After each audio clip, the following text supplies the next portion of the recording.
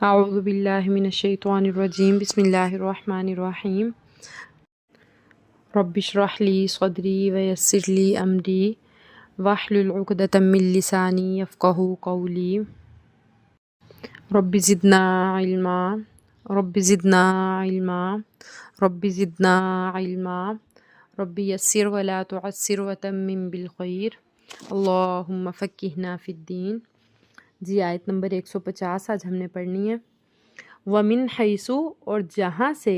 خرجتا آپ نکلیں فولی پس پھیر لیں وجہ کا اپنا چہرہ شطر المسجد الحرام مسجد حرام کی طرف۔ یہ کل والی ہی آیت ہے۔ اللہ تعالیٰ کہہ رہے ہیں آپ جہاں کہیں سے نکلیں، جہاں سے بھی سفر کے لیے آپ نکلیں تو اپنا چہرہ جو رخ ہے جب آپ نے نماز پڑھنی ہے تو آپ ایک دفعہ مسجد حرام کی طرف کر لیں۔ وَحَيْثُ مَا كُنْتُمْ اور جہاں کہیں بھی تم ہو فَوَلُّوا پس تم سب پھیر لو وجوہکم اپنے چہرے شطرہ اسی مسجد حرام کی طرف، یعنی جہاں پہ بھی آپ لوگ موجود ہیں آپ سب نے، جو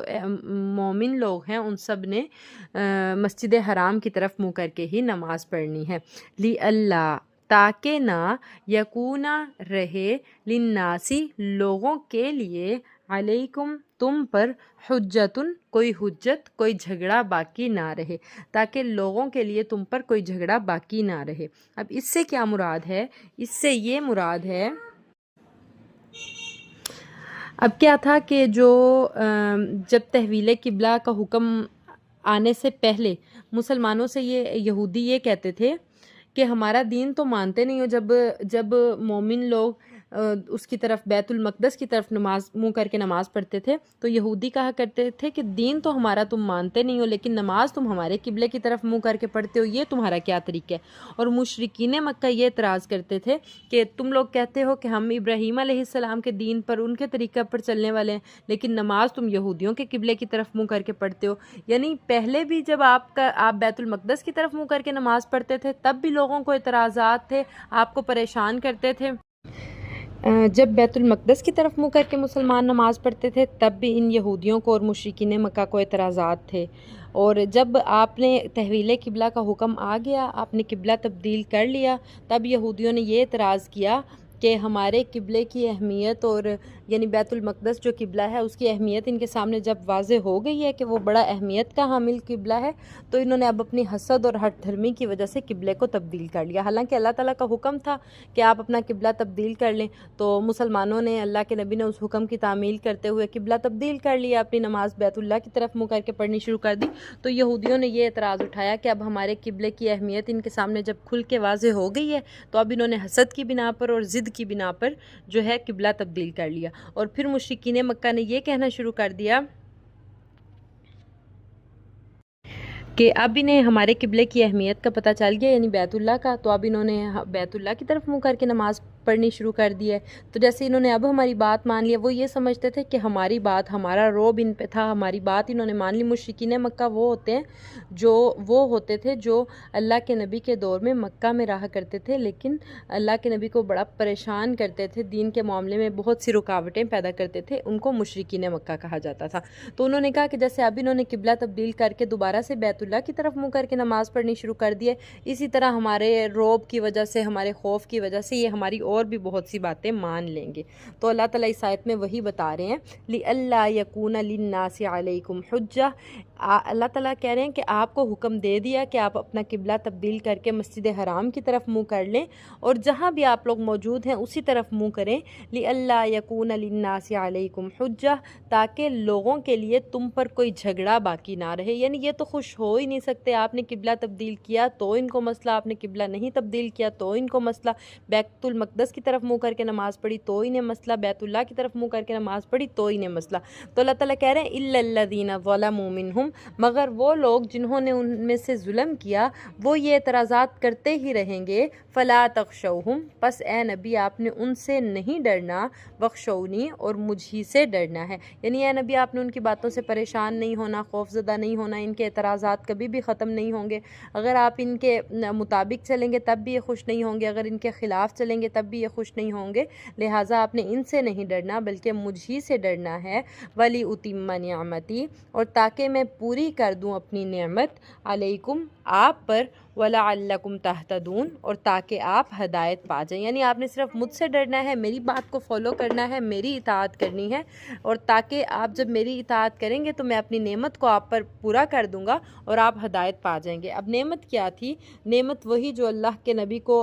آخری نبی بنا کر ملت ابراہیمی سے، یعنی حضرت ابراہیم کی لڑی میں سے اللہ کے نبی کو پیغمبر بنا کر بھیجا گیا. تو اللہ تعالیٰ کہہ رہے ہیں یہ میں نے نعمت اپنی آپ پر پوری کی ہے اور میں آپ کو ہدایت پر لایا ہوں. کما ارسلنا فیکم جیسے ہم نے بھیجے تم میں رسولاً رسول منکم تم ہی میں سے یتلو علیکم آیاتنا وہ تم پر پڑھتے ہیں ہماری آیات. اب کیا تھا کہ مشرکین مکہ ایک اعتراض یہ بھی کرتے تھے کہ ہم اس نبی کو کیسے نبی مان سکتے ہیں، نبی ہوتا کوئی اور ہی مخلوق ہوتی، ہم اس کی اطاعت کرتے، ہم انسانوں جیسا ہی انسان ہے اور یہ کہتا میں نبی ہوں تو ہم کیسے مان لیں. تو اللہ تعالیٰ کہہ رہے ہیں کہ انسانوں میں سے ہی نبی بنا کے بھیجنے کا مقصد یہ تھا کہ آپ ایک دوسرے کی زبان سمجھ سکیں، ایک دوسرے کی فیلنگز، ایک دوسرے کی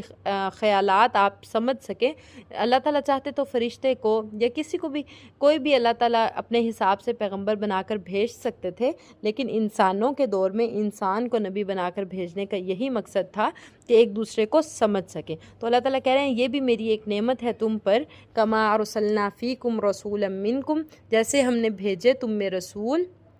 تم ہی میں سے یتلو علیکم آیاتنا وہ تم پر ہماری آیات کی تلاوت کرتے ہیں، ویزکیکم اور تمہیں پاکیزہ بناتے ہیں، یعنی تمہیں پاکیزگی والی باتیں بتاتے ہیں، ویعلمکم الکتاب اور تمہیں سکھاتے ہیں کتاب، والحکمت اور حکمت، ویعلمکم اور وہ باتیں تمہیں سکھاتے ہیں ما لم تکونوا تعلمون جو تم جانتے نہیں ہو. یعنی اللہ ان کو بتاتے ہیں قرآن مجید میں، ان پر وہی نازل کرتے ہیں اور پھر وہ باتیں، وہ اللہ کی نازل کردہ باتیں اللہ کے حکم سے آپ لوگوں تک پہنچاتے ہیں، وہ باتیں پہنچاتے ہیں جن کا آپ لوگوں کو علم نہیں ہوتا. فاذکرونی پس آپ مجھے یاد کریں، اذکرکم میں آپ کو یاد کروں گا، واشکرولی اور میرا شکر ادا کریں، ولا تکفرون اور میری ناشکری نہ کریں. اللہ تعالیٰ کہہ رہے ہیں اب آپ لوگوں کو کیا کرنا ہے کہ آپ نے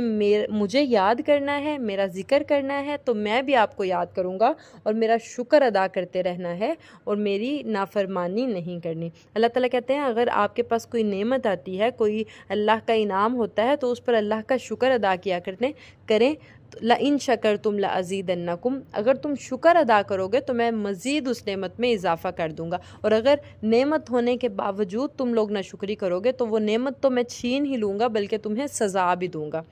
تو اللہ تعالیٰ ایک حدیث مبارکہ میں آتا ہے، رسول اللہ صلی اللہ علیہ وسلم نے فرمایا کہ اللہ تعالیٰ فرماتے ہیں کہ میں بندے کے گمان کے مطابق اس سے سلوک کرتا ہوں. جب میرا بندہ مجھے یاد کرتا ہے تو میں بھی اس کو یاد کرتا ہوں، اور جب میرا بندہ مجھے مجمع میں یاد کرتا ہے، کسی محفل میں یاد کرتا ہے تو میں بھی اسے اس سے بہتر یعنی فرشتوں کی محفل میں اسے یاد کرتا ہوں. یعنی ہم انسان تو کسی مجمع میں بیٹھ کے اللہ کا ذکر کریں، اللہ کو یاد کریں کسی محفل میں، کسی پروگرام میں، لیکن اللہ تعالیٰ کہہ رہے ہیں میں ان انسانوں سے بہتر محفل یعنی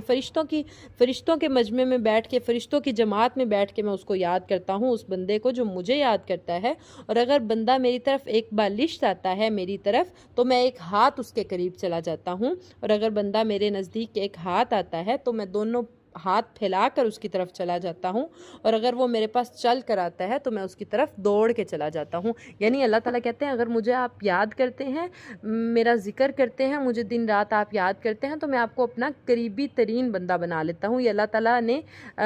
نبی صلی اللہ علیہ وسلم نے یہ حدیث بیان کی کہ اللہ تعالیٰ خود یہ فرماتے ہیں کہ اگر بندہ میری طرف چل کے آتا ہے تو میں اس کی طرف دوڑ کے جاتا ہوں، یعنی اس کے گمان کے مطابق جتنا اچھا وہ مجھ سے گمان رکھتا ہے میں اس سے بہترین اس کو عطا کرتا ہوں.